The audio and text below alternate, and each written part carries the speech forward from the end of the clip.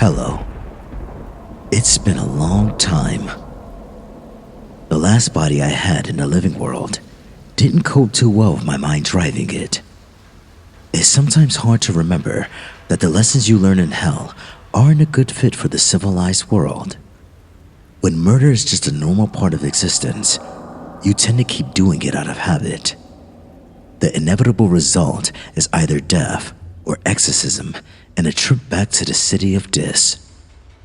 Safe to say, I got a bit carried away the last time I was here. After my last taste of freedom, I knew I had to get back out of Dis. My existence ever since I squandered my last host has been utterly dedicated to fighting my way back into a pillar of fire. I had to escape Dis. After what I've seen, I had to escape.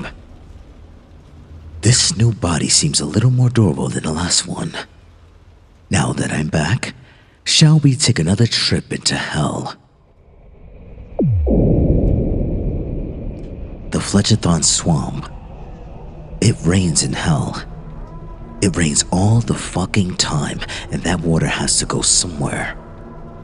Most of it drains out into the Gehenna, where it sinks into the otherworldly ash and apparently disappears. The rest of it flows either into the sewers beneath the city or it collects in the Fletchathon Swamp. Remember how it's a bad idea to drink the rainwater in hell without boiling it. Well, Fletchathon's water will kill you no matter what you do with it. Even letting the stuff touch your skin can be deadly.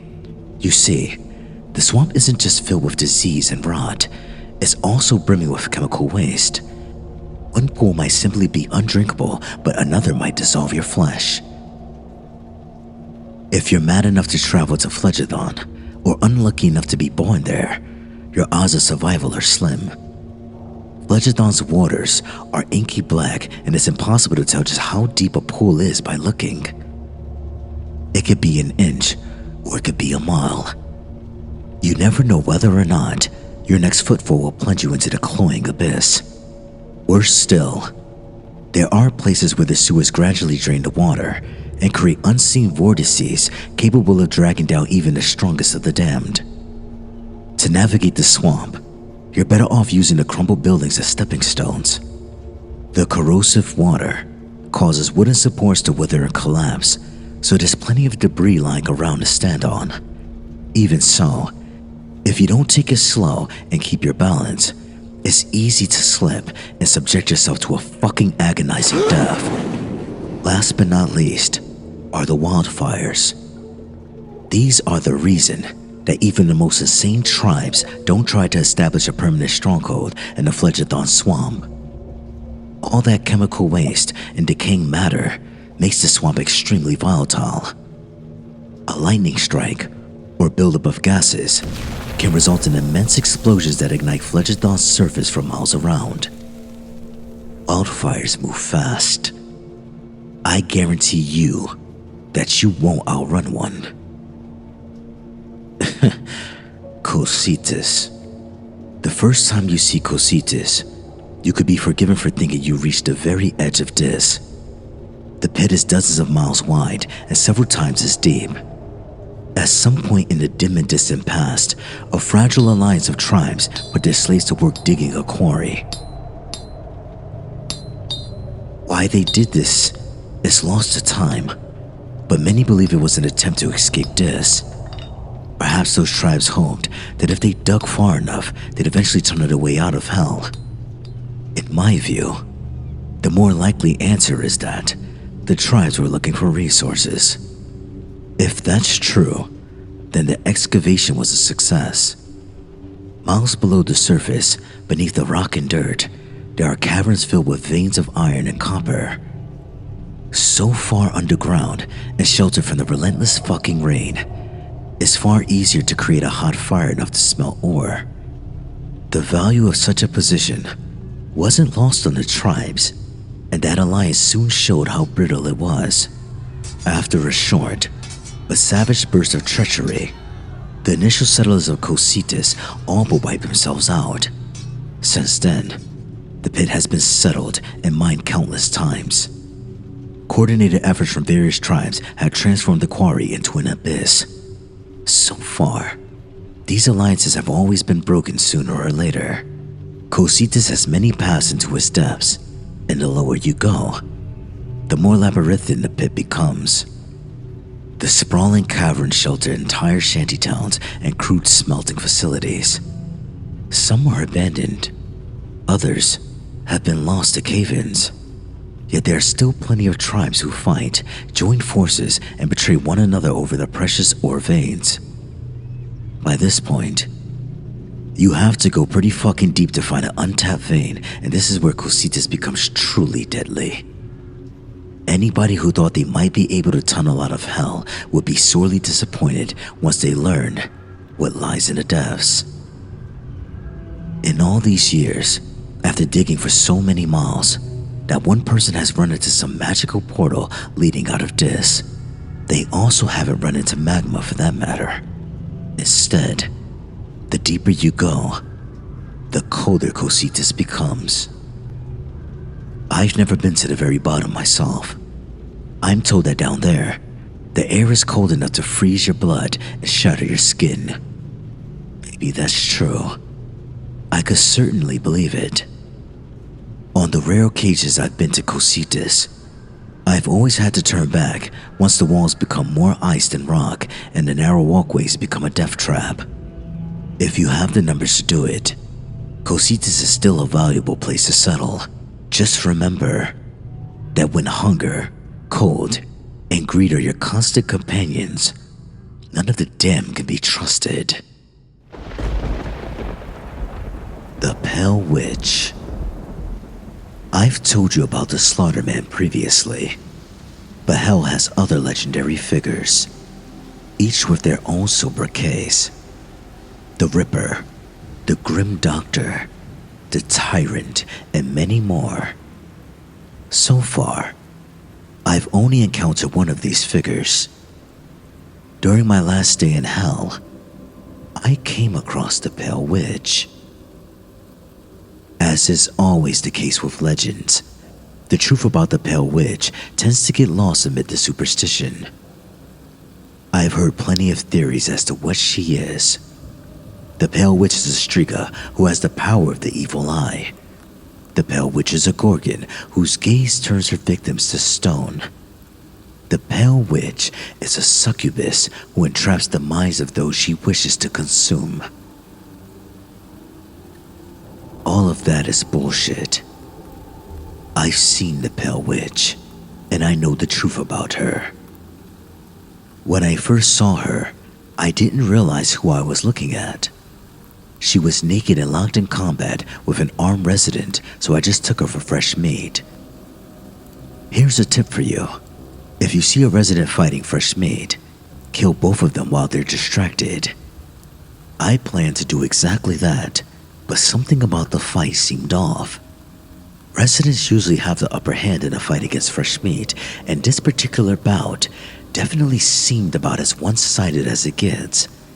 She was naked, whereas he was clad in leather and bone. She was unarmed, whereas he had a club. She was wayfish, whereas he was huge. Despite him having the advantage, the resident was clearly terrified of her.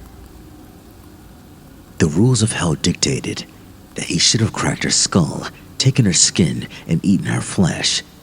That just wasn't happening. He was uncoordinated and apparently desperate to escape. Every swing he took was clumsy, and the blows he did manage to land on her didn't seem to have any effect.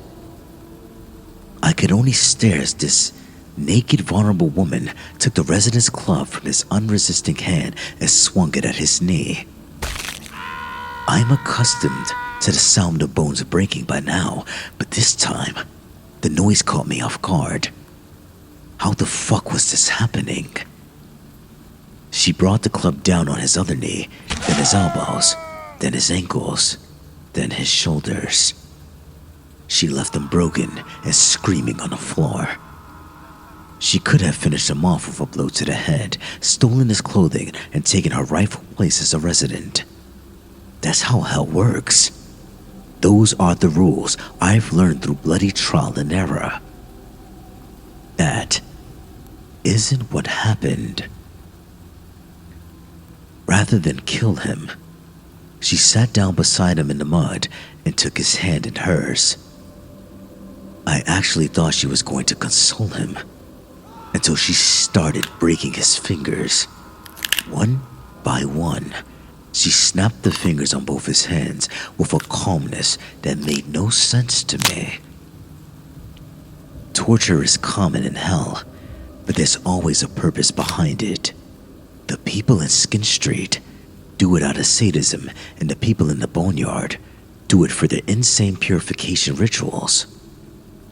The woman did it without emotion and without reason. I honestly don't know if she even understood that she was hurting him. I don't think her mind works the same way as ours. Eventually, the resident lost consciousness. A man can only take so much pain before the shock gets him. Surely now, she'd be satisfied. Surely, she'll take his clothes and restore hell's order. No. She stood up, tilted her head slightly, and uttered a noise for the first time. It wasn't a victory cry, nor was it even a sigh of relief. Instead, the sound she made was nothing more than a faintly bemused. It was as if she couldn't comprehend why her plaything had stopped moving. She stood up and stepped away from him, apparently content to leave him alive, unconscious and crippled on the ground. She kept his club, but didn't take his clothing. The cold and rain didn't seem to bother her. Then, she looked at me. In that instant, I knew I was looking at the pale witch. I looked into her eyes, and I couldn't fucking move. I understood what she was straight away, and the sheer terror of it froze me. The pale witch isn't a Striga. She isn't a Gorgon, and she isn't a succubus. The pale witch is a Cambion. It's hard to put into words exactly how paralyzing the sight of a Cambion is. That perfectly serene face and those dead, staring eyes just don't belong on a body that's otherwise human. It was like looking into the face of a mannequin and knowing that it's looking back at you. That noise again. That kind of detached curiosity shouldn't exist in the world of predator and prey. Might makes right. Survival of the fittest. Nobody in the city of Dis has any right to make that noise. She took an awkward step towards me, and I saw that her right leg was broken. It seemed that her fight with the resident had injured her after all. She just didn't notice it.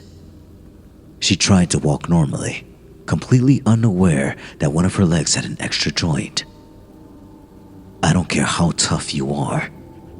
Nobody should be able to put their full weight onto a broken leg without even wincing. She stepped closer. Her zombie shuffle steadily closing the gap between us as I stared at her. She raised her club, and my survival instincts finally kicked into gear. Her transfixing spell broke, just enough for me to stumble backwards and avoid her swing. I ran. I ran from a woman with a broken leg, and I'm not even ashamed of it. Looking back on my experience, there are some things I just can't comprehend. The Pale Witch is a Cambion. I'm certain of it. She was born in hell, and hell is all she's ever known.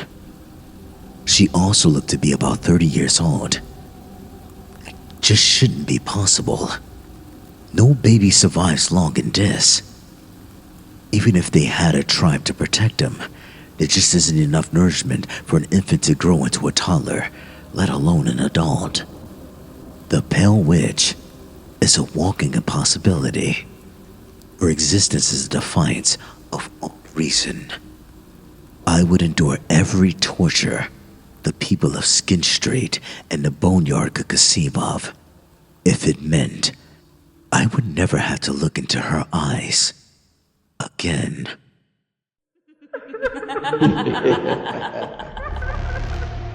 This concludes our story. Thank you for listening. I hope you enjoyed the content. Please like, comment, and subscribe, and I'll see you in the next video. Bye.